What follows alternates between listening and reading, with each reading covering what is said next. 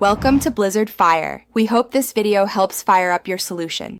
You start by confirming prerequisites: subscription, RBAC role, and resource group. Once verified, open Azure portal and select Create a Resource.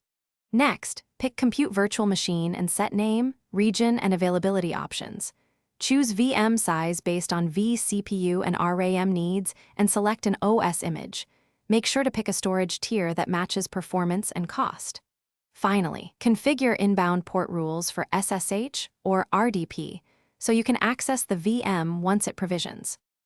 Once done with basics, move to networking. Attach or create a VNet and subnet, then apply an NSG to limit traffic. You want least privilege rules, so open only required ports. Next, configure disks. Pick managed OS disk type and size, and add data disks for database or storage workloads. If you need SSH/RDP from the internet, enable a public IP. Otherwise, use a private IP and plan a bastion or jump host for secure access.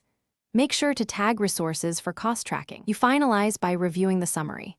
Validate size, pricing estimate, tags, and managed identity settings, then click Create and monitor deployment progress. After provisioning, use Azure Monitor, Boot Diagnostics, and VM extensions to verify health and install agents. If you can't access the VM, first check NSG and effective security rules, then confirm disk encryption or swap issues, and finally review subscription quotas and region limits. If a quota blocks you, request a capacity increase from support and retry provisioning. Thanks for watching. If you found this helpful, don't forget to like and subscribe.